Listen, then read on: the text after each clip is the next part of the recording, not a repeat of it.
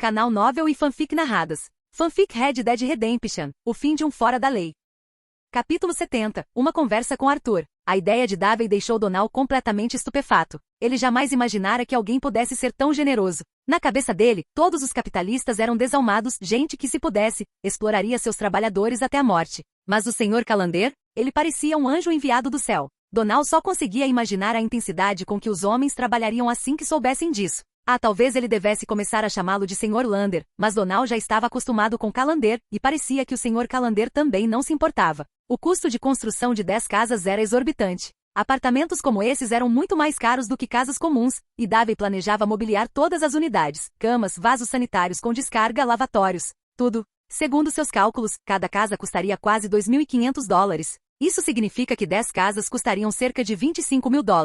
É claro que Davey não pretendia construí-los todos de uma vez, ele faria um de cada vez. Nesse ritmo, levaria cerca de um ano para terminar todos os 10. Para alguém como Davey, ganhar $2 mil por dia, ou $25 mil em um ano, não era nada. E durante aquele ano, seus trabalhadores, movidos pelo sonho de um dia terem sua própria casa, certamente trabalhariam ainda mais. Davey era um pouco parecido com Dat, mas não era igual. Dat também pintou grandes sonhos para seus homens, mas o sonho de Davey era um sonho que todos podiam realmente ver e um dia alcançar. Logo após terminar de dar as ordens a Donal, um de seus homens veio correndo. Senhor Calander, há um homem chamado Arthur esperando pelo senhor no salão. Ele disse que é seu amigo. Davey deu-lhe uma gorjeta de 20 centavos. Ele é meu amigo. Fico feliz que você tenha vindo me contar. O rosto do homem se iluminou. É uma honra servir o Sr. Calander. Davey estava construindo sua imagem cuidadosamente generoso, acessível e gentil com todos. Ao entrar no bar, ele avistou Arthur sentado a uma mesa, comendo bife e bebendo um gole de aguardente caseira.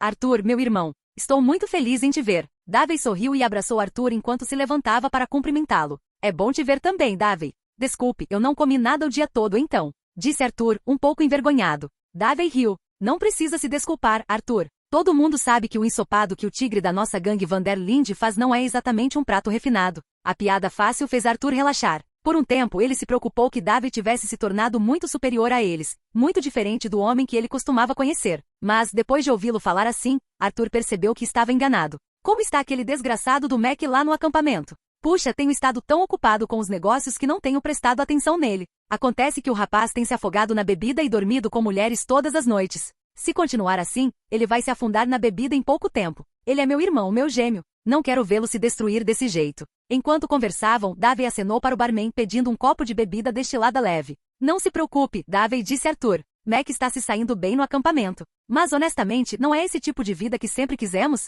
Bill e Javier estão morrendo de inveja dele. Arthur fez uma pausa por um momento antes de acrescentar baixinho. Mas Dat, você sabe, Davey, ele não está muito feliz com isso. Davey assentiu lentamente. Entendo, Arthur. Afinal, fui eu quem deixou a gangue, se é assim que ele vê as coisas. Mas ainda posso fazer algo pela turma. Ajudar no que for possível. Somos irmãos, Arthur. Você, eu, John, Bill, Javier, Lenny e Charles, até aquele pobre garoto, Sean, e o resto deles. Dat também. Claro que isso não inclui aquele rato imundo. Você sabe de quem estou falando, Arthur. Moramos juntos há 8 anos. Alguns se juntaram depois, claro, mas no meu coração, somos todos família. E se minha família precisar de ajuda, eu jamais ficarei de braços cruzados. Farei tudo o que estiver ao meu alcance. As palavras de Davey atingiram Arthur profundamente. Ele sempre acreditara nisso. Mesmo quando Dat chamou Davey de traidor, Arthur o teria defendido sem hesitar. Agora, ouvir Davey falar assim só confirmou que ele tinha razão em confiar nele. Você tem razão, Davey. Somos todos irmãos. Bem, exceto aquele rato. Eu sempre confiei em você. Seu plano funcionou, não funcionou? Talvez seja isso que esteja incomodando Dat. Mas acho que ele vai acabar cedendo. Ozia também veio. Ele provavelmente pedirá sua ajuda para vender os títulos. Depois de todo esse tempo, ainda não conseguimos nos desfazer deles. Você já é um homem grande, Davey. Tenho certeza de que você tem os contatos certos. Capítulo 71. Acho que me vi. Davey não recusou o pedido de Arthur. Ele sabia muito bem que Dat não se importava muito se os títulos poderiam ser vendidos ou não. Dat era um idealista puro, devotado a uma vida selvagem e sem lei, livre dos Estados Unidos e de seu governo. Na verdade, se ele alguma vez tivesse desejado uma vida estável, poderia tê-la tido muito antes de Blackwater. Ele não era exatamente rico, mas comparado à maioria das pessoas, estava longe de ser pobre. Dat era um homem rico, pode parecer absurdo, mas era verdade. Susan Grimshaw, ex-amante de Dat, optou por permanecer com a gangue mesmo depois que ele voltou sua atenção para Molly O'Shea. Seria por amor? Não. Foi por dinheiro. Nos Estados Unidos é difícil sobreviver sem dinheiro, especialmente para uma mulher, e ainda mais para uma mulher mais velha. Ficar com a gangue era a melhor opção que ela tinha. Até mesmo Molly O'Shea recebeu bastante dinheiro de Dati. No acampamento, ela tinha um guarda-roupa cheio de roupas finas. Todas as manhãs ela acordava, se maquiava, lia um pouco e esperava pelas refeições. Não fosse o ambiente precário do acampamento, sua vida não teria sido muito diferente da de uma dama da alta sociedade.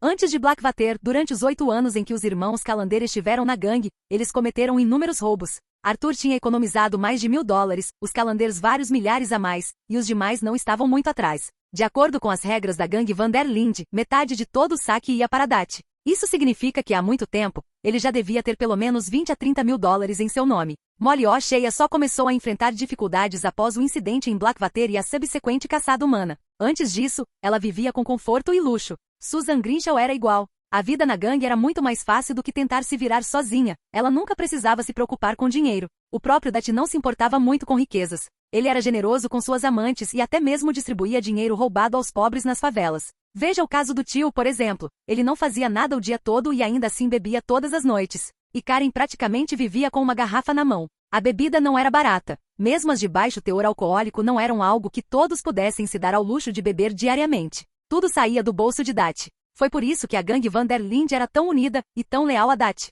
Além disso, homens como Arthur, John, Bill, Javier e os irmãos Callander realmente acreditavam nos ideais de Dati. Dentro da gangue Van der Linde, eles não se viam como meros bandidos, mas como foras da lei com sonhos e princípios. Os irmãos Callander também foram inspirados por essa mesma visão, e foi por isso que se juntaram à gangue e permaneceram lá por 8 anos. 8 anos vivendo e lutando lado a lado. O tempo revela o verdadeiro caráter. Até mesmo estranhos podem se tornar irmãos depois de tanto tempo. Não se preocupe, Arthur. Eu vou ajudar. Talvez tenhamos uma boa chance esta noite, disse Davey com um sorriso. Nesse instante, Ozia, que estava perambulando lá fora, entrou no salão. Ei, Davey, você realmente sabe como surpreender um homem. Ao ver Davey e Arthur conversando e rindo, Ozia percebeu que Davey não havia mudado nada. Diferentemente de Dati, Ozia via muitos dos membros da gangue como crianças. Ele se sentia feliz pelo sucesso de Davey, não com inveja. Ozia, eu só tive sorte, disse Davey, fazendo sinal para o barman pedir um copo de aguardente. Esse era o Davey para você e a maioria das pessoas tinha que buscar suas próprias bebidas aqui. Oséias não se preocupou com formalidades. Ergueu o copo e tomou um gole. Davey, lá em Coulter, quando você apoiou minha ideia, eu soube que você era diferente. Olhando para trás agora, você já devia ter seus próprios planos naquela época. Ao relembrar o ocorrido, Ozia não pôde deixar de se sentir sentimental. Davey havia se oposto ao assalto ao trem, assim como ele, e no final, foram os dois que tentaram encontrar uma maneira de vender os títulos roubados. A vida tem um jeito curioso de dar a volta por cima. Eu não diria que tinha um plano naquela época, Ozia. Eu só sentia que Dati tinha perdido a cabeça. Ele não estava mais seguindo o plano. Ele tinha ficado um pouco louco. É claro que isso teve muito a ver com a minha experiência de quase morte em Blackwater. Sob aquela metralhadora Machine, minha orgulhosa pontaria de repente pareceu ridícula. Quase perdi toda a minha coragem. Estava com medo até mesmo de encará-la. Desde então, percebi quão pequena é a força individual. Antes da civilização, a barbárie era uma piada. Lembra quando você, Arthur, e eu saímos de Coulter e encontramos aquelas tribos indígenas pelo caminho? Eles também tentaram resistir à civilização, mas no fim foram expulsos, foram expulsos novamente. Quão diferente isso é de nós? Naquela época, Oséias, você teve pena deles. Mas eu me senti como se estivesse olhando para mim mesmo. Capítulo 72. A possibilidade de venda de títulos. Arthur e Ozia ficaram em silêncio. As palavras de Davey trouxeram de volta as lembranças daquela viagem de carroça até Orsecho e Overlock, das tribos indígenas que viram pelo caminho. Naquela época, Oséias havia falado sobre a tragédia do destino dos índios. Agora, vendo-se caçados pelos Pinkertons e procurados pelos Estados Unidos, vagando de um lugar para outro como párias, eles perceberam quão diferentes eles eram realmente daquelas tribos. Então, escolhi abraçar a civilização. Arthur, Ozia, vocês dois sabem, Dati e muitos outros na gangue, incluindo você, Arthur, estão resistindo à civilização. Mas isso seria uma tolice. Talvez conseguíssemos chegar ao Tahiti, ou até mais longe, mas a civilização não vai parar de avançar. Um dia, ela chegará lá também. Ninguém pode escapar dela. Se no fim das contas não podemos evitar, por que não tentar entender, aceitar e encontrar uma maneira de conviver com isso? Rejeitar a civilização é uma ideia ridícula. Há muito tempo, as pessoas viviam de carne crua, usando arcos, flechas e espadas. Agora usamos revólveres e rifles. Até mesmo essa bebida alcoólica, até mesmo a lamparina de querosene que carregamos, não são todos produtos da civilização.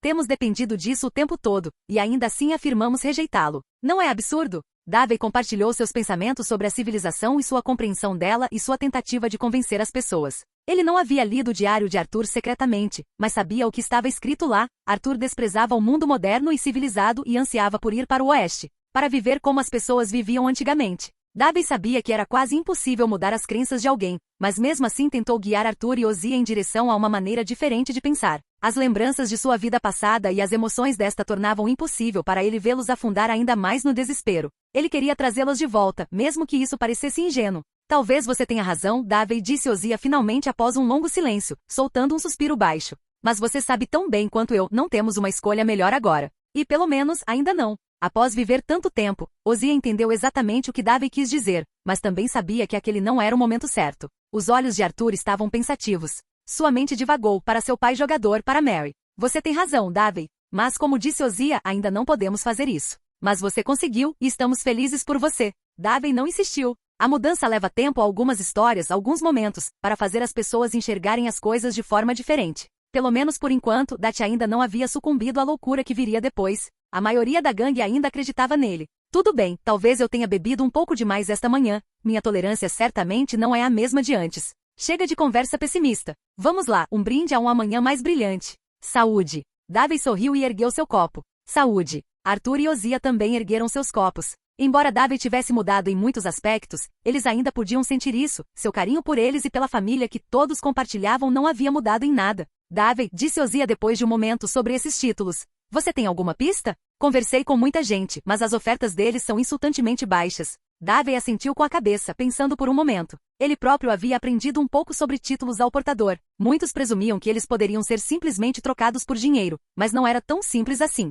Obrigações são valores mobiliários emitidos para arrecadar fundos, representando uma promessa do emissor de pagar juros à taxa estipulada e reembolsar o principal no vencimento. Podem ser títulos nominativos ou ao portador, sendo estes últimos negociáveis no mercado aberto. Para receber o pagamento em dólares americanos, o detentor do título deve recortar os cupons de juros e enviá-los pelo correio ao emissor. Os títulos roubados do trem de Corval eram títulos ao portador emitidos pela Central Union Railroad. Devido ao seu enorme valor, qualquer pessoa que tentasse cobrar juros sobre eles levantaria imediatamente suspeitas. Foi por isso que esses títulos, que valiam dezenas de milhares de dólares, eram tão difíceis de movimentar. Ninguém queria atravessar a Cornualha, principalmente porque o roubo já havia chegado aos jornais e causado um grande escândalo. É claro que se o lucro fosse suficientemente alto, alguém ainda poderia correr o risco, mas era por isso que os compradores estavam fazendo ofertas muito baixas. Ozia, marquei um jantar para hoje à noite com o gerente do Banco Valentini. Vamos discutir alguns assuntos relacionados a empréstimos. Por que você não vem comigo? Se alguém tem os meios ou a coragem para comprar esses títulos, é ele. E mesmo que ele não consiga, pode nos apresentar alguém que saiba lidar com eles. As palavras de Davey deram a Ozia uma faísca de esperança. Eles tinham pouco acesso a pessoas poderosas, mas o gerente do Banco Valentini era diferente. Ele trabalhava com homens que circulavam nesses círculos elevados, homens que talvez tivessem o tipo de dinheiro e audácia de que precisavam.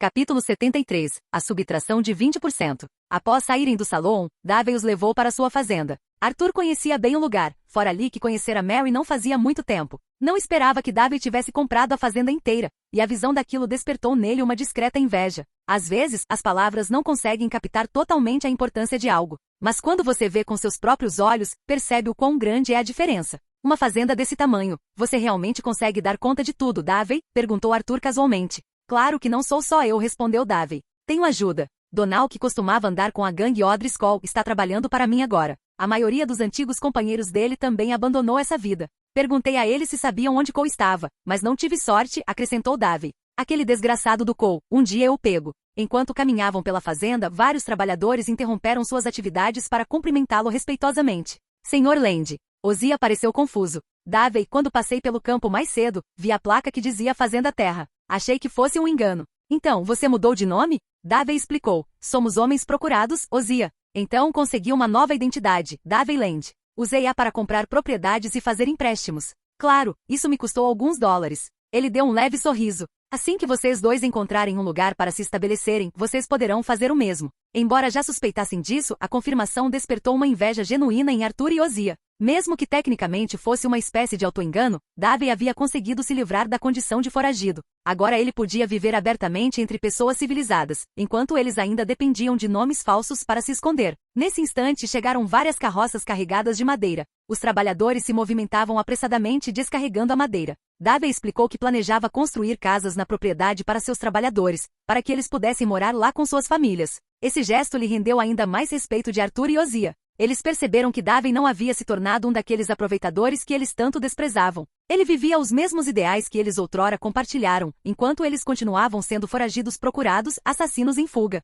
Davey hospedou Arthur e Ozia na casa da fazenda. As empregadas traziam chá, café e vinho. Mais tarde, Arthur saiu, pegou seu diário e esboçou cenas da fazenda. Abaixo dos desenhos, ele escreveu: Ozia e eu visitamos a fazenda de Davey. É grande, muita gente trabalhando lá. Davey realmente mudou. De volta ao salão, ele falou muito sobre civilização. O jeito como ele me olhou enquanto falava, parecia que ele sabia o que eu estava pensando. Tenho inveja dele e fico feliz por ele. Talvez este seja o tipo de vida que eu estava procurando. Pensei novamente naquela mulher, bem aqui, onde a encontrei uma vez antes. Se eu tivesse uma fazenda como esta, talvez ela tivesse escolhido ficar comigo. Talvez um dia eu compre um terreno no Tahiti, assim como Davey. Então irei encontrar Mary, ela não me rejeitará. Tenho que admitir, sinto falta dela.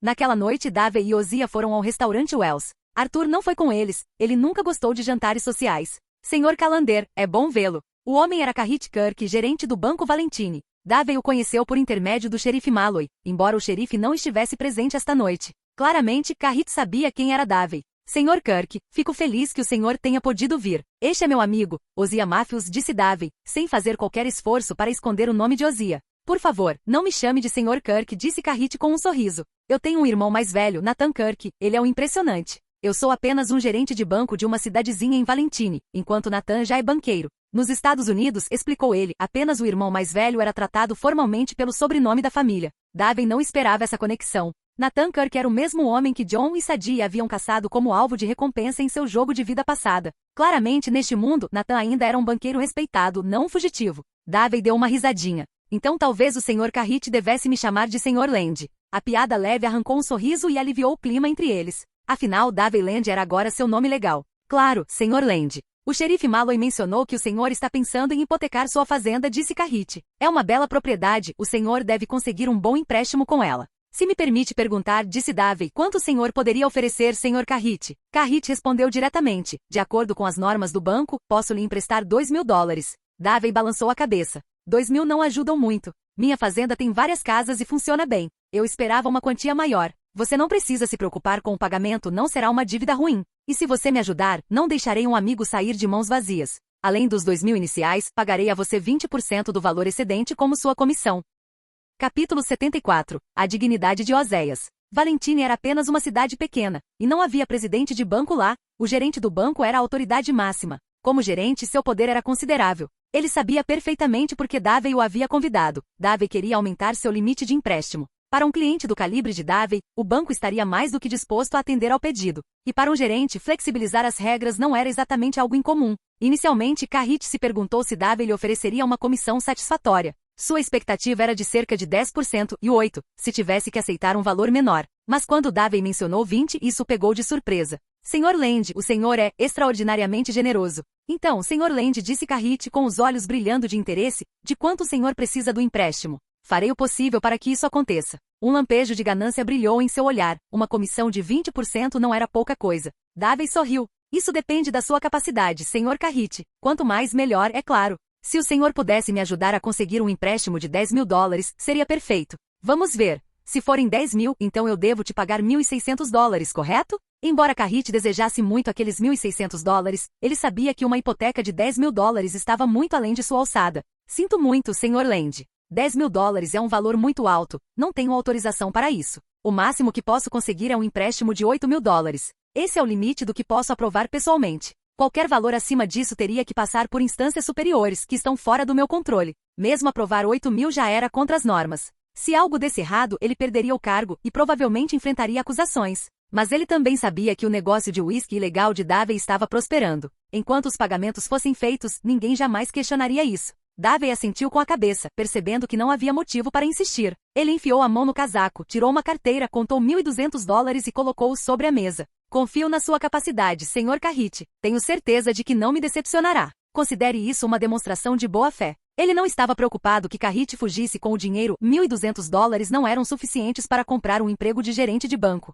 Ele também não temia que o homem pegasse o dinheiro e não fizesse nada. Carrit não era exatamente o tipo de pessoa que arriscaria sua própria posição por algo tão tolo. Ah, Sr. Land, acredito que seremos grandes amigos. Claro, Sr. Carrit. É para isso que servem os amigos. Carrit guardou a carteira no bolso do casaco, visivelmente mais animado. Mesmo para ele, $1.200 era uma quantia considerável. Há mais um favor que gostaria de pedir, Sr. Carrit, continuou Davey. Meu amigo aqui, o Sr. Ozia, tem um lote de títulos ao portador. O senhor sabe como é, precisamos de um comprador com recursos financeiros reais. Davey ergueu o copo, tomou um gole e falou em seu tom calmo de sempre. Oséias, que até então observava em silêncio, animou-se ao ouvir a menção. Após testemunhar a troca anterior, ele finalmente sentiu uma renovada sensação de esperança em relação à venda dos títulos. Carrit assentiu com a cabeça. Eu sei quais são. Valem uma fortuna, mas não há ninguém em Valentine que possa lidar com esse tipo de transação. Se o Sr. Ozia puder esperar alguns dias, posso escrever para meu irmão. Ele é banqueiro, tenho certeza de que ele terá mais maneiras de lidar com isso. Ele provavelmente se interessará. Os banqueiros não eram meros funcionários de banco, eram mais como financistas profissionais, investidores especializados em lidar com dinheiro e crédito. E quando se tratava de títulos ao portador, ninguém era mais adequado para a tarefa do que um banqueiro. Então, deixo isso com o senhor, Sr. Carrit, disse Ozia educadamente. Carrit assentiu levemente com a cabeça, mas sua expressão mudou. Ao falar com Ozia, seu tom carregava um traço de arrogância. Ele conhecia o passado de Ozia e preferia não se associar muito de perto com homens procurados. Claro que o generoso Sr. Land era uma história completamente diferente. Oséias não respondeu. Depois de tantos anos, ele já tinha visto mais do que a sua cota de atitudes desse tipo. O que mais importava para ele agora era concluir a tarefa. Todos já haviam engolido sua parcela de orgulho em algum momento. Na idade dele, essas coisas quase não incomodavam mais. Ozia é meu amigo, meu irmão, minha família, disse Davey simplesmente. Por muitos anos, contamos um com o outro para sobreviver. Agradeço muito por ajudá-lo, Sr. Carrit. Ele falou com franqueza, sem afetação, sem confronto. Mas essas poucas palavras foram suficientes para fazer Carrit reconsiderar seu tom. Peço desculpas pela minha atitude anterior, Sr. Ozia, disse Carrit rapidamente, levantando-se e fazendo uma leve reverência. Ele não tinha intenção de ofender Davey, um cliente valioso cuja hipoteca da fazenda era apenas o começo. Certamente haveria mais negócios entre eles. E por causa de algumas notas de dólar, demonstrar um pouco de respeito não lhe custou nada.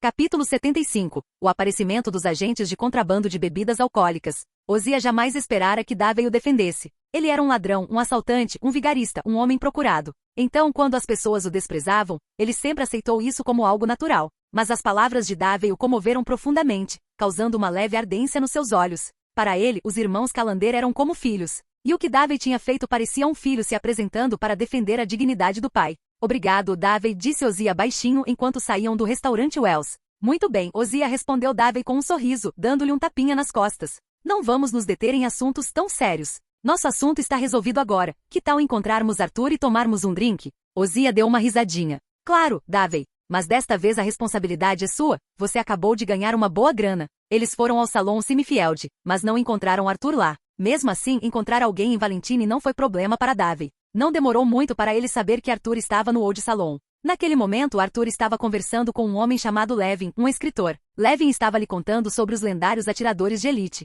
Ele queria escrever uma biografia que transformasse o bêbado Kid Jim Calovay, desmaiado ao seu lado, em uma lenda. Dizia-se que Jim Boy Calovay era o pistoleiro canhoto mais rápido do mundo, famoso por ter matado 14 homens na Batalha de Willow Rock. Levin entregou a Arthur 4 fotografias de antigos atiradores de elite e pediu-lhe que os encontrasse, perguntasse-lhe sobre suas opiniões a respeito de Calovay, e, caso algum deles falasse mal dele, Arthur deveria matá-lo. Levin prometeu a Arthur metade dos lucros da biografia como pagamento por sua ajuda. Quando Arthur saiu do Old Salon, deu de cara com Davey e Ozia. Parece que as coisas correram bem para vocês dois, disse Arthur, percebendo o bom humor deles. Claro, respondeu Oséias. Ainda não temos o dinheiro, mas eles concordaram em nos apresentar a um banqueiro. Para um homem como ele, nossos títulos não serão problema algum. Ele sorriu. Agora vamos comemorar com uma bebida. Arthur guardou as fotos e a câmera na mochila. Parece uma ótima ideia. Ao ver as fotos e a câmera, Davey imediatamente adivinhou em que Arthur havia se metido. Devia ser algo relacionado aos lendários atiradores de elite. E por meio de trabalhos como esses, Arthur estava lentamente se tornando o verdadeiro pistoleiro número 1 do Oeste. Diferentemente do mundo do jogo que Davey se lembrava, encontrar esses atiradores de elite na vida real levaria meses para Arthur. Em sua vida anterior, quando jogava, Davey nunca havia prestado muita atenção à passagem do tempo. Na verdade, passaram-se 4 anos entre o período em que estiveram em Coulter e a mudança para Beaver Hollow, de 1899 a 1903. Da morte de Arthur ao pôr do sol até John assumir o comando em 1907, passaram-se mais 4 anos. Mas desta vez, Arthur não havia contraído tuberculose. Naturalmente, ele viveria muito mais tempo. E sem essa doença, Davey não conseguia imaginar quem neste mundo seria capaz de matar o monstro conhecido como o maior atirador do Oeste. Os 3 beberam muito naquela noite na fazenda de Davey e dormiram até o meio-dia do dia seguinte. Davey, o tio quer que você mande um pouco de aguardente, disse Arthur timidamente enquanto ele e Ozia se preparavam para voltar ao acampamento, lembrando-se do pedido do velho. Davey acenou com a mão, dando um sorriso. Leve o máximo que puder carregar. Diga ao tio que ele terá mais do que o suficiente. Para Davey, uma garrafa de aguardente custava pouco mais de 20 centavos. Isso não fazia a menor diferença. Arthur e Ozia não hesitaram, brincaram dizendo que seria um crime não aproveitar a oportunidade. Carregaram 4 caixas de aguardente em seus cavalos e até encheram os bolsos. Vocês dois parecem mais contrabandistas do que eu agora, Davey riu gostosamente, observando-os carregarem seus despojos. Depois de se despedir de Arthur e Ozia, Davey pediu à criada que preparasse um banho quente para ele. Ficou imerso por um tempo, lavando o cheiro de bebida. Ele não costumava beber tanto, mas neste mundo, Davey frequentemente sentia a solidão o consumindo. Oséias e Arthur, ele realmente os considerava seus amigos mais próximos. De vez em quando, relaxar com amigos assim parecia certo. Mas assim que seu bom humor se dissipou, Donal entrou correndo com notícias preocupantes. Senhor Calander, disse Donal, nosso negócio de produção ilegal de uísque em Straverre foi repentinamente alvo de uma operação policial federal. Muitos dos nossos homens foram presos, enfrentando pesadas multas e toda a bebida alcoólica ilegal que havia foi confiscada. Fui falar com o xerife Anley, mas ele me disse que não podia fazer nada. Esses agentes trabalham para o governo federal. Pelo que ouvimos, alguém em Straverre enviou uma carta aos agentes federais, alertando-os. É por isso que os agentes apareceram do nada. Eu até tentei suborná-los com dinheiro, mas eles quase me prenderam também, só porque não tinham provas concretas.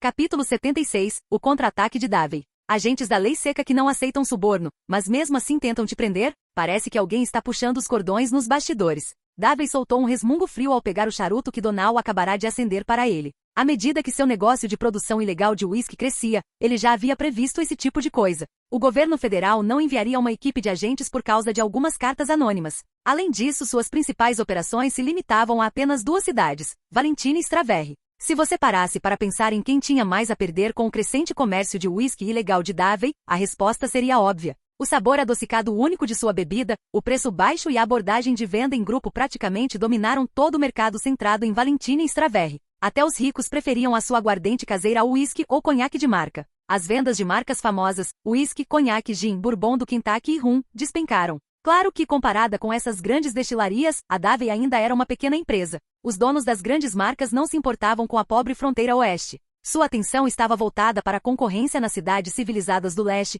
e para a iminente luta contra a lei seca. Eles não tinham tempo para se preocupar com Davey. Mas as bebidas alcoólicas de marca eram vendidas por meio de agentes regionais. E os gerentes de vendas dessas marcas premium na região de Valentine têm passado por momentos muito difíceis ultimamente. As ações deles não se mexiam de jeito nenhum, completamente expulsas do mercado pela bebida ilegal do Davey. West Elizabeth estava em situação um pouco melhor. Como Straverre era uma cidade seca, bebidas alcoólicas de marca quase não eram vendidas por lá. Davey não tinha planos de se mudar para Blackwater por enquanto. New Hanover, porém, era diferente. Partindo de Valentine, sua rede de produção ilegal de uísque estava se espalhando de forma constante pelo centro de New Hanover. Os vendedores ainda não haviam chegado tão a leste quanto Annesburg ou Van Horn, mas sua bebida já estava sendo distribuída por lá. Haviam se passado menos de 50 dias desde que o produto de Davey surgiu, e ele já demonstrava um potencial assustador. Esses gerentes regionais haviam unido forças há muito tempo, procurando uma maneira de derrubá-lo. Então, por que eles só estavam agindo agora? Por causa de quem Davey era. Para esses vendedores de bebidas alcoólicas, descobrir sua verdadeira identidade não foi difícil. Como uma das figuras principais por trás do assalto a Blackwater e membro central da gangue Van der Linde, os irmãos Calander haviam construído sua reputação como foras da lei implacáveis. Muitos policiais da Blackwater e agentes da Pinkerton morreram pelas mãos deles. Esses vendedores eram apenas homens de negócios. Eles não ousariam se indispor com alguém como Davey. Se ele decidisse ignorar as regras e mandar atirar neles, não teriam a menor chance. Eles chegaram a considerar pagar uma gangue para dar um jeito nele, mas o único grupo por perto era o dos O'Driscolls. E como Arthur e a gangue já haviam destruído a base de Cole na cabana Six Point, os homens restantes da família O'Driscoll que estavam perto de Valentine agora trabalhavam para Davey. Outras gangues estavam muito longe, e nenhuma queria se meter com a agora infame gangue Van der Linde. Assim, os gerentes de venda só podiam assistir impotentes enquanto a bebida ilegal de Davey continuava a devorar sua participação de mercado. Então veio a carta anônima de Straverre, e isso lhes deu uma brecha. Normalmente, denúncias sobre produção ilegal de uísque em Straverre não dariam em nada. Mas vários gerentes juntaram uma grande quantia para subornar um agente de alto escalão da lei seca, que por sua vez enviou um grupo de agentes federais para invadir Straverre e desmantelar as operações de Davey. Senhor Calander, se isso não tem realmente a ver com a carta, então por que aqueles agentes foram para Straverre em vez de Valentine? Perguntou Donal, curioso. Straverre tem um negócio de aguardente ilegal, com certeza, mas Valentine é nossa base de operações de verdade. Eles não podem desconhecer isso. Davey deu uma risada baixa e fria. Por que eles não vieram para cá? Simples, eles estão com medo. Então, primeiro estão testando as águas em Straverre. É claro que, se não agirmos, Valentine será o próximo. Só então Donal se lembrou de que tipo de homem seu chefe realmente era, um fora da lei notório com sangue nas mãos. Depois de passar tanto tempo na companhia da calma e da educação de Davey, ele quase havia se esquecido. O que devemos fazer agora, Sr. Calander? Perguntou ele respeitosamente. Davey deu uma tragada no charuto, soltou uma lenta baforada de fumaça e disse calmamente, se eles querem começar alguma coisa, vamos garantir que se arrependam. Donal, mande homens rastrearem aqueles gerentes de vendas de marcas premium em New Hanover. Assim que os encontrar, amaie-os e traga-os para Valentine. Quanto a Straverre, vá falar com o xerife Anley. Diga a ele que é minha ordem. Todos os homens naquela prisão serão libertados, não importa como consigam. E aqueles agentes da lei seca? Davey deu um leve sorriso irônico. Diga a eles que estou me sentindo generoso. Eles têm 3 dias. Depois disso, é melhor que sumam.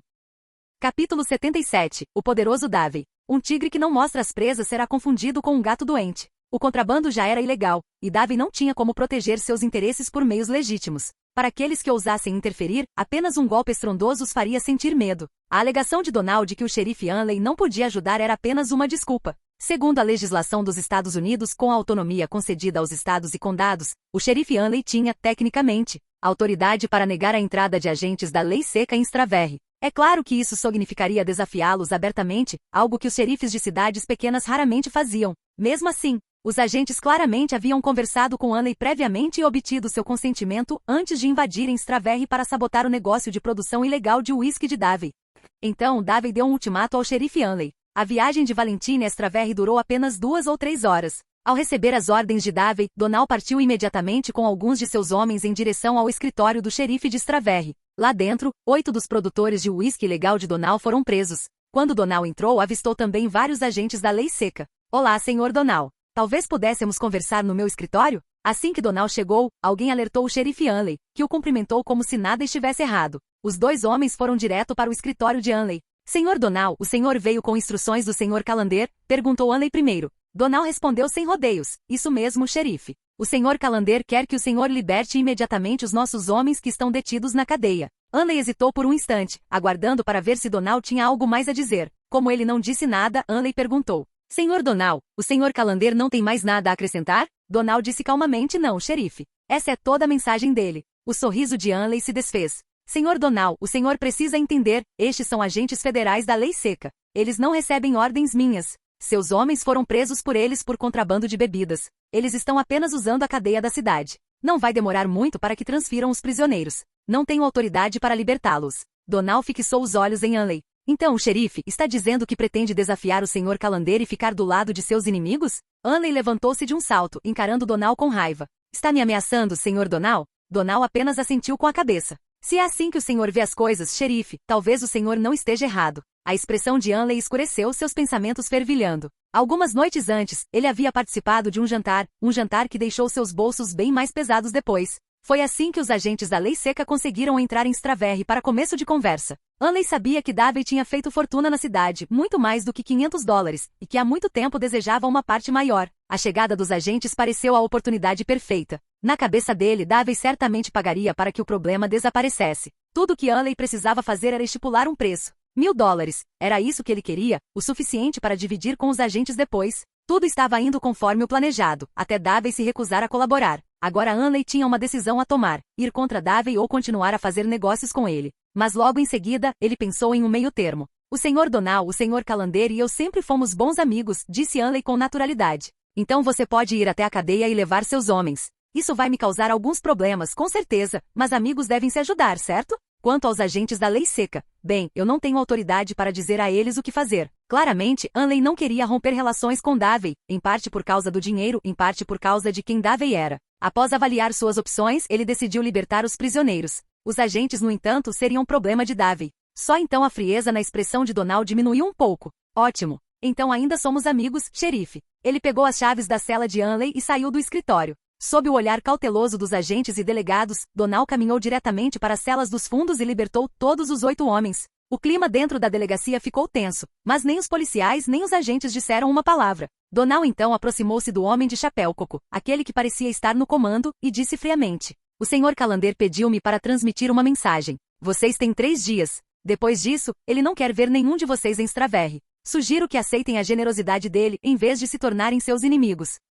Capítulo 78. A inteligência do xerife Malloy. Você está demonstrando desprezo pelos Estados Unidos, desprezo pela lei. O rosto do principal agente contrabandista ficou vermelho de raiva com as palavras de Donald. Mas Donald o ignorou completamente. Com um resmungo frio, virou-se e conduziu seus homens para fora, deixando os agentes furiosos e impotentes na delegacia. Quaisquer desculpas que o xerife Hanley tivesse que dar a eles mais tarde não eram da sua conta. Fazenda de terras. Após ouvir o relatório de Donald, Davey disse calmamente: parece que o xerife Hanley está ficando um pouco ganancioso demais. Vamos interromper o comércio ilegal de uísque em Straverry por 3 dias, considere isso uma forma de dar um pouco de prestígio a esses agentes. Mas se eles ainda quiserem me desafiar depois disso, é melhor estarem preparados para o inferno. Quanto a Hanley, passe os próximos dias conversando com os policiais da delegacia de Straverry. Descubra quem ele tem deixado de lado, e se eles estariam interessados em trabalhar conosco. Assim que encontrarmos a pessoa certa, será a hora de Straverry ter um novo xerife. Davey não levava os agentes anti-contrabando a sério. Aos seus olhos, o Departamento de Combate ao Contrabando dos Estados Unidos não merecia sua atenção. Esse departamento surgiu graças às grandes empresas de bebidas alcoólicas. Elas investiram enormes somas em doações políticas, subornaram muitos congressistas e pressionaram por uma forma de proteger seus lucros perante a lei. O resultado foi a criação dessa suposta agência de combate à pirataria. Para o governo federal, a venda de bebidas alcoólicas ilegais reduzia a receita nacional. Afinal, nenhum imposto era pago. Assim, as exigências dos magnatas do álcool foram prontamente aprovadas. Esses magnatas continuaram financiando a agência para expandir seu poder, sem perceber que 20 anos depois, os mesmos homens que protegiam seus lucros se tornariam os agentes da lei seca, aplicando a proibição contra eles. Mas este era o Ocidente, um lugar onde nem mesmo os Estados Unidos conseguiam manter uma aplicação da lei adequada. A civilização talvez estivesse começando a surgir, mas a selvageria ainda dominava a maior parte da região. Aqui, os agentes da lei seca tinham pouco poder real, podiam intimidar as pessoas comuns, mas contra um fora da lei como Davey, alguém que até os Pinkertons consideravam problemático, estavam irremediavelmente em desvantagem. Dar-lhes 3 dias foi a maneira que Davey encontrou de demonstrar contenção. E esse número não era aleatório. Dali a 2 dias, seria a hora do resgate de Shane McGeary, após o qual Mac retornaria. Se houvesse alguma luta a ser travada, Davey não a lideraria pessoalmente, ele enviaria Mac em seu lugar. Após resolver seus assuntos em Straverry, Davey cavalgou até Valentine e entrou no escritório do xerife. Senhor Callender, o xerife está em seu escritório, cumprimentou um dos agentes respeitosamente. Hoje em dia, Davey era praticamente o benfeitor deles. Todos os meses eles recebiam bônus generosos e caixas de aguardente caseira grátis. Para quem não era um bebedor inveterado, era mais do que suficiente para durar metade do mês. Tudo isso graças ao Davey, então demonstrar respeito por ele foi algo natural. Dentro do gabinete do xerife, Davey perguntou: Xerife Malloy, houve algum progresso naquele assunto sobre o qual perguntei mais cedo? O senhor sabe que tenho acompanhado de perto. Enquanto falava, ele entregou uma caixa de charutos finos. Ao ver a caixa, o sorriso do xerife Malloy se alargou. Eram charutos cubanos, de primeira qualidade, $30 a caixa, 5 charutos dentro. $6 cada charuto. Assim que acesos, exalavam o cheiro de dinheiro queimado. Senhor Callender, tenho notícias sobre o que o senhor perguntou. Ultimamente, os caçadores de recompensas de Blackwater têm tido um sério desentendimento com a agência de detetives Pinkerton. Parece que eles têm se desentendido bastante. Na hora de decidir quem escoltaria o prisioneiro, os caçadores de recompensas levaram a melhor. Afinal, foram eles que o capturaram. Os agentes da Pinkerton estão furiosos com isso e, pelo que ouvi, provavelmente não participarão do transporte. Malloy guardou os charutos e, em seguida, transmitiu todas as informações que havia reunido. Sua fonte é confiável, xerife? O senhor sabe o quanto isso é importante para mim? Perguntou Davey novamente. Ele estava profundamente preocupado com o plano de resgate de Shane McGeary. Mesmo que ele não fosse pessoalmente, seu irmão e amigos próximos estavam envolvidos. Uma única borboleta podia desencadear uma tempestade, sua presença ali já havia alterado o curso original dos acontecimentos. Mas aquilo não era um jogo. No mundo real, a morte significava morte. Nem mesmo a tal sorte de protagonista de Arthur era algo com que ele pudesse contar. Para evitar riscos desnecessários, Davey precisava reunir o máximo de informações possível. E o xerife Malloy claramente tinha as conexões certas. Não se preocupe, Sr. Callender, assegurou Malloy. A informação veio de um amigo meu que trabalha como policial em Blackwater. Ele está bem informado sobre o que está acontecendo lá. Ao ouvir isso, Davey finalmente se sentiu à vontade. Capítulo 79. Resgatando Shane McGeary. Águas Negras. Milton e Ross ficaram observando enquanto o criminoso capturado, Shane McGeary, era escoltado para fora da prisão. Senhor Milton, não entendo. Esta é uma oportunidade perfeita. Esses foras da lei certamente tentarão resgatar seu camarada. Se armarmos uma emboscada agora, poderemos infligir-lhes um duro golpe. Por que deveríamos deixar escapar uma oportunidade tão única na vida? A frustração era visível no rosto de Ross. Em sua opinião, com a transferência de Shane para uma prisão federal, a gangue Van der Linde quase certamente atacaria durante o transporte. Assim que Shane chegasse à penitenciária federal, as coisas se complicariam muito mais. Assim, se eles armassem uma emboscada, mesmo que não conseguissem eliminar a gangue por completo, pelo menos poderiam infligir perdas significativas. Mas seu superior e antigo mentor, o Sr. Milton, já havia rejeitado a ideia. Ross, há momentos em que não podemos olhar apenas para a superfície. Temos que pensar no que está por baixo, disse Milton. Talvez você tenha razão, talvez pudéssemos aproveitar esta oportunidade para esmagar a gangue Van der Linde. Mas e depois? A quadrilha não é uma grande preocupação para nós, para Pinkerton. Em um momento como este precisamos manter um perfil discreto. Pense bem, Ross. Mesmo com homens como Corval nos apoiando, nossa autoridade para fazer cumprir a lei em New Hanover ainda não foi aprovada. Você sabe o que isso significa? Significa que há muita gente insatisfeita com a agência de detetives Pinkerton, e isso torna a nossa situação ainda mais perigosa. Não somos mais os policiais que éramos. Até os caçadores de recompensas já não se dão ao trabalho de nos respeitar. Então, de que adiantaria derrubar a gangue Van der Linde? Acabaria sendo apenas mais uma manchete nos jornais. E isso só deixaria aqueles que nos temem ainda mais cautelosos. Um Van der Linde gangue vivo é muito mais útil para nós do que um morto. Se não restassem mais animais selvagens, Ross, os caçadores ainda seriam respeitados? Milton falou devagar, seus olhos marcados pelo tempo brilhando com uma sabedoria serena. Ele sabia que o conflito era simplesmente política com outro nome. Como veterano da Pinkerton, Milton tinha testemunhado a ascensão da agência à glória e seu lento declínio.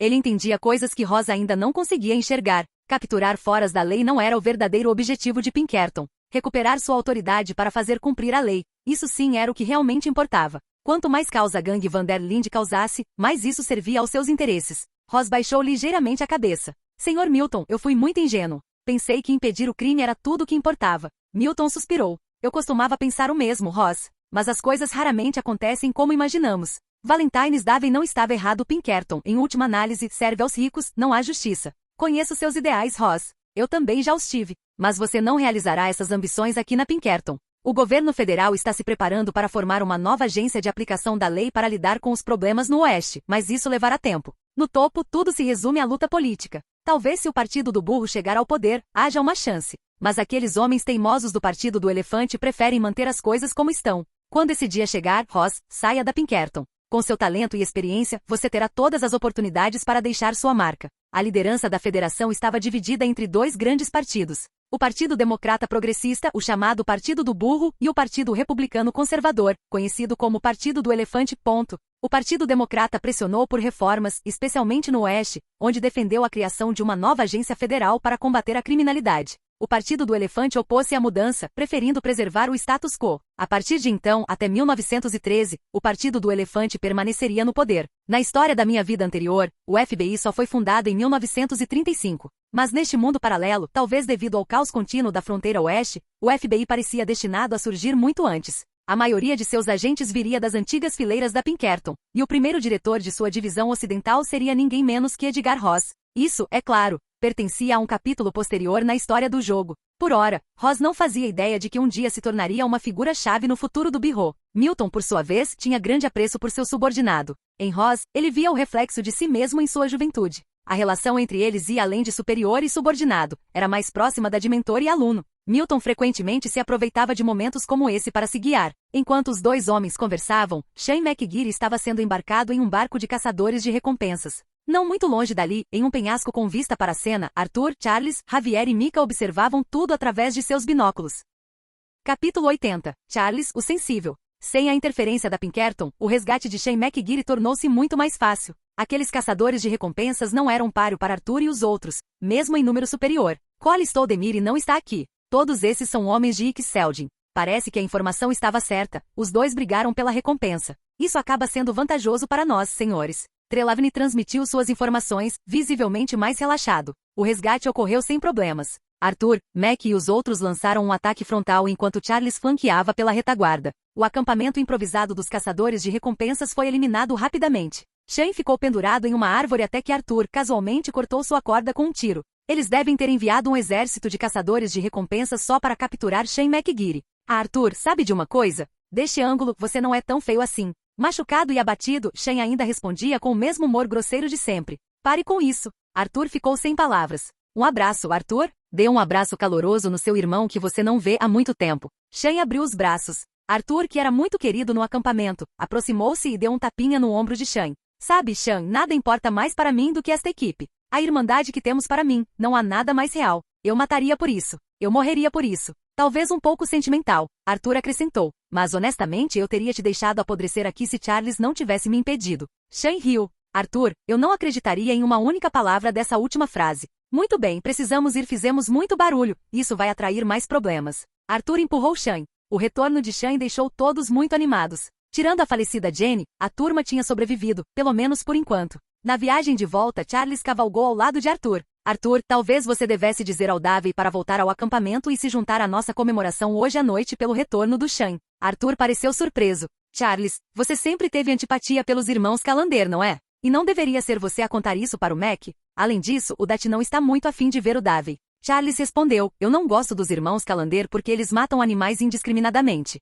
Mas apesar dos defeitos deles, somos família Arthur. O Davey não vai mais fazer isso. A cabeça do Mac está cheia de mulheres agora, ele não vai mais caçar. Esta pode ser nossa única chance. Davey pode não voltar depois disso. E o Mac, ele vai com o Davey. Charles não falava muito e não gostava de socializar. Era introspectivo e extremamente sensível. Ele detestava o massacre dos Calander, mas eles nunca o trataram com preconceito por ser mestiço de índio e negro. Comparado ao detestável Micah, Charles sentia uma estranha afeição pelos Calander. Davey odiava Micah ainda mais, o que proporcionava a Charles um pequeno ponto de conexão. Você tem razão, Charles. Essa pode ser a nossa rara oportunidade. Vou procurar o Davey. Você acompanha o Shan de volta ao acampamento. Arthur disse isso e seguiu por um caminho diferente na montanha. A notícia do resgate de Shan se espalhou rapidamente por Blackwater. Os tiros ecoaram e a cidade não ficava longe. Os caçadores de recompensa se dividiram, o que significava que uma grande quantia da recompensa havia desaparecido. Cole Stoldemir e Ike Seldin, os dois líderes, culparam um ao outro e finalmente se separaram em meio a uma amarga discordância.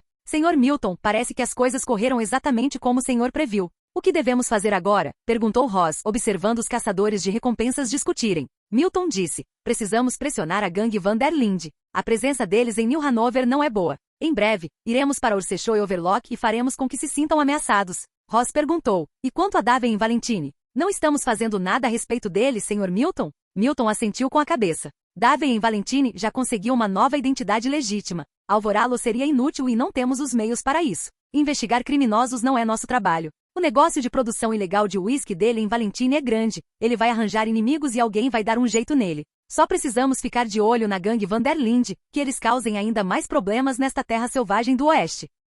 Capítulo 81. A confissão de Arthur. Valentine. A chegada de Arthur pegou Davey de surpresa. Ele não esperava que Arthur o convidasse de volta ao acampamento para a festa de boas-vindas de Shane McGeary. Arthur, você sabe que se eu for embora, o Dat não vai gostar nada disso. Ele realmente não quer me ver agora. O primeiro instinto de Davey foi recusar. Se Dat não queria vê-lo, então ele também não tinha nenhum desejo de ver Dat. Mesmo que Dat ainda não tivesse se tornado o homem em que viria a ser, Davey já entendia sua verdadeira natureza. Arthur tentou convencê-lo. Davey, você não volta ao acampamento há muito tempo. Muita gente sente sua falta. O retorno de Shan é uma rara oportunidade para todos nós estarmos juntos novamente. Se perdermos esta oportunidade, talvez não tenhamos outra. Afinal, você não é mais o mesmo, Davey. Aos olhos de Arthur, Davey, agora um homem com documentos legais, não era mais um criminoso procurado. Permanecer muito perto da gangue só lhe traria problemas. O que mudou, Arthur? Eu continuo sendo eu mesmo, continuo sendo seu amigo. Não pensem que me tornei um empresário respeitável. O contrabando de bebidas alcoólicas ainda é ilegal. Se os Estados Unidos tiverem a oportunidade, vão me jogar na cadeia. Só não é tão barulhento quanto um assalto, é só isso. Seu desgraçado. Tudo bem, eu vou com você. Davey nunca se considerou um homem bom. Num lugar como o Oeste, homens bons não duravam muito. Que tipo de santo ganhava a vida com uísque ilegal? Há poucos dias, ele havia ameaçado um agente da Receita Federal, e ultimamente vinha planejando substituir o xerife de Straverry por alguém mais cooperativo. Após vestir suas roupas de cowboy, Davey cavalgou com Arthur em direção a Orsecho e Overlock. No caminho, Arthur o atualizou sobre os acontecimentos recentes. Você e o Mac pararam de fazer cobrança de dívidas. O Strauss me passou o trabalho. O salário é razoável, mas eu odeio o emprego. Comparado a um roubo honesto, com armas e socos, usar a lei para despojar as pessoas de tudo me dá nojo. A maioria dos que pedem empréstimos a Strauss são almas desesperadas, criadas grávidas, jovens apaixonados afogados em dívidas e outros pobres tolos demasiado desesperançosos ou ingênuos para perceberem que estão a ser enganados. É um negócio sujo. Aquele pregador, Orville Swanson, aquele que o Dat salvou, ainda bebe e joga, quase foi atropelado por um trem. Agora ele só bebe todo dia no acampamento. Aquele cara me custou uma fortuna nas mesas da estação. Ozia é o único com quem gosto de trabalhar. Ele conheceu um traficante do mercado negro chamado Simos em Emerald Ranch. O homem nos contratou para roubar o próprio primo. Não queríamos matar ninguém. Ozia distraiu o primo enquanto eu revistava a casa. Encontrei cerca de $150 escondidos na chaminé. Ah, Davey, você não vai acreditar no que eu vi quando saí. Ozia estava fazendo uma massagem nas costas do homem. Parecia que ele sabia exatamente o que estava fazendo. Dá para imaginar que tipo de trabalho ele tinha antes. Conseguimos escapar sem fazer barulho com a carroça. Trabalho tranquilo. Trabalhar com a Ozia é sempre um prazer. O clima no acampamento anda ótimo ultimamente. Aquele rato do Mika, depois que o tiramos de lá, nem ficou 2 dias antes de sumir de novo. Disse que tinha um negócio importante em vista, que queria provar seu valor para o Dat. Espero que ele morra lá fora. Depois de tudo que aconteceu, a visão de Arthur sobre Davey mudou. Ele percebeu que Davey havia se tornado mais esperto, não era mais o mesmo homem que só sabia roubar e matar. Foi bom conversar com ele, compartilhar o que o estava incomodando. Davey era um bom ouvinte, dando sua opinião aqui e ali. Eles riram e conversaram durante toda a viagem de volta ao acampamento. Ora, se não é o nosso magnata do uísque legal, o Sr. Calander. Imaginei que um figurão como você já teria esquecido completamente de nós, foras da lei. Provavelmente mal podia esperar para cortar relações de vez. Nunca pensei que você voltaria a aparecer por aqui. Então me diga, contrabandista Davey Calander, você está aqui para jogar algumas migalhas de caridade para nós, pobres coitados? No momento em que Dat viu Davey, sua voz se tornou áspera e sarcástica.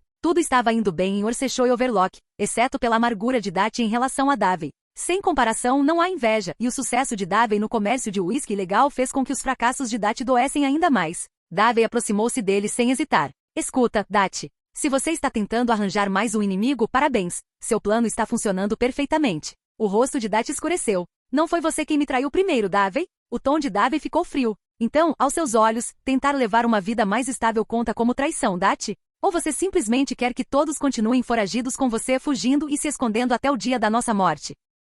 Capítulo 82. Confrontando os holandeses. As palavras de Davey cortaram como uma lâmina, atingindo o coração de Dat em cheio. Foi como se alguém tivesse arrancado sua máscara de orgulho, deixando apenas raiva por baixo. Davey, não se esqueça de quem acolheu você e seu irmão quando vocês estavam no fundo do poço, disparou Dat. Eu te ensinei a atirar, a roubar, a ler, a pensar. Tudo o que você precisava para sobreviver. E agora você quer abandonar a gangue. O que aconteceu com a sua lealdade? Com todos aqueles anos de devoção? Se eu soubesse que esse dia chegaria, teria deixado vocês dois morrerem naquela época. Os irmãos Calander tinham apenas 18 anos quando se juntaram à gangue Van der Linde. Mesmo assim, já tinham um rastro de crimes em seu histórico. Com policiais e caçadores de recompensas em seu encalço, eles não tinham para onde fugir, até que Dat apareceu e o salvou. A partir daquele dia eles o seguiram, aprendendo a atirar sob sua orientação. E para ser justo, Dat, em sua juventude, não era apenas um atirador de elite, mas também um excelente professor. Sem ele, os irmãos Calander, Arthur e até mesmo John jamais teriam se tornado os pistoleiros que foram.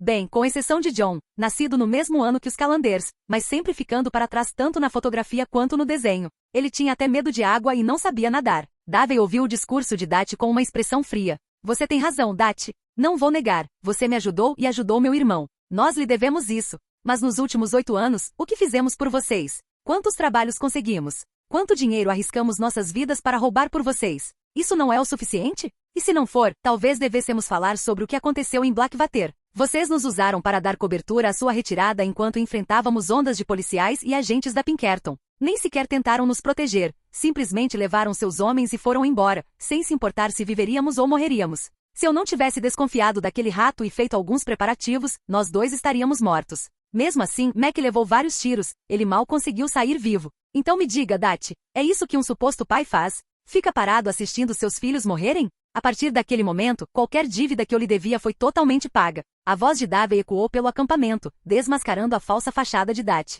E desta vez, Dat não tinha como argumentar. De volta a Blackwater, não foram apenas os irmãos Calander. Mika e Dat, Bill e Javier também estiveram lá. E sim, Dat tinha ido embora enquanto os Calanders davam cobertura à retirada. Ele até escondeu o dinheiro roubado em algum lugar que ninguém jamais encontrou. As acusações de Davey deixaram o rosto de Dat pálido como um fantasma. A tensão entre eles aumentou, como se o confronto estivesse prestes a explodir.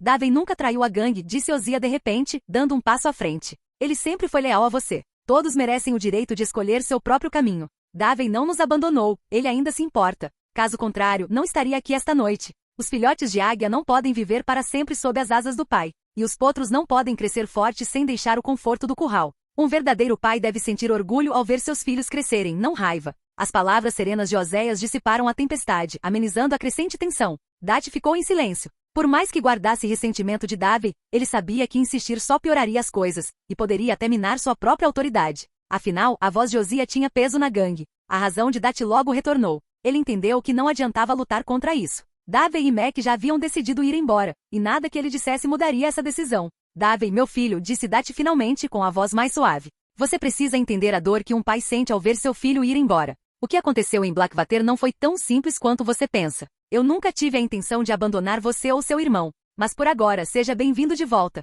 Esta será sempre a sua casa. Muito bem. Vamos comemorar o retorno de Shane McGeary esta noite e beber, rir e fazer desta uma noite inesquecível. As palavras de Dat eram suaves. O tipo de discurso que visava manter a paz. Para os outros, soavam como perdão. O acampamento logo se encheu de risos e conversas, mas Davey sabia que não devia. Isso não foi uma reconciliação, apenas a maneira que Dat encontrou para salvar as aparências. No fundo, mesmo que não visse Davey como um inimigo, Dat certamente não o considerava como família. E família era uma piada. Dat, o homem que adorava bancar o pai, nunca viu Arthur, John ou qualquer outro como filhos. Eles eram ferramentas, meios para um fim. O egoísmo elegante de Dat exigia apenas obediência. O que aconteceu em Blackwater foi apenas o primeiro vislumbre de sua verdadeira natureza. Mais tarde, quando deixou Arthur para morrer, abandonou John durante o assalto ao trem e ficou furioso quando Arthur o salvou da prisão. Foram nesses momentos que a máscara de Dat finalmente caiu. E foi então que Arthur e os outros perderam definitivamente toda a fé nele.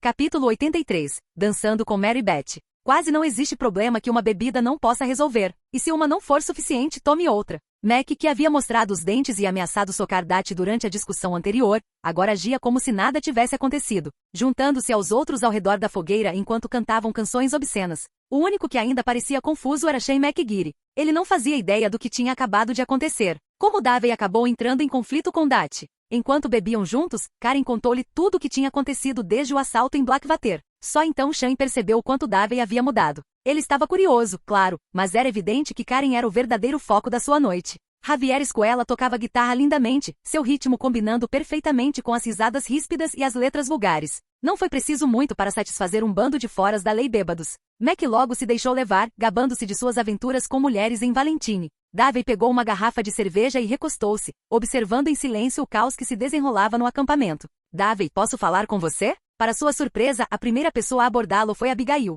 Claro. Davey a seguiu até a beira do penhasco ao lado do acampamento, onde o pequeno Jack estava parado, olhando para a lua. Davey, você sabe que o Jack está crescendo. Ele não deveria ficar fugindo de um lugar para o outro com a gangue. Quero que ele tenha um futuro melhor, que não acabe como um fora da lei, assim como o pai dele. Então, você vai me ajudar, não é, Davey? Abigail já havia dito a mesma coisa para John muitas vezes, mas ele nunca realmente a ouviu. Ele evitava o assunto, assim como Arthur e os outros costumavam fazer com ele. John ainda não estava pronto para ser pai, mas Abigail era diferente. Para ela, Jack era tudo. Davey assentiu com a cabeça. Você tem razão, Abigail. Jack vai fazer 5 anos em breve. Nas cidades civilizadas dos Estados Unidos, crianças da idade dele já estão na pré-escola. Jack é um menino inteligente. Ele não deveria estar vivendo como fugitivo. Ele deveria estar em uma sala de aula, aprendendo, brincando com crianças da mesma idade. Abigail soltou um suspiro de alívio. Ela sabia que Davey não recusaria, mas ouvi-lo dizer isso ainda lhe trouxe conforto. Obrigada, Davey. O John fica dizendo que não é a hora certa. Eu simplesmente não sei quando ele acha que essa hora vai chegar.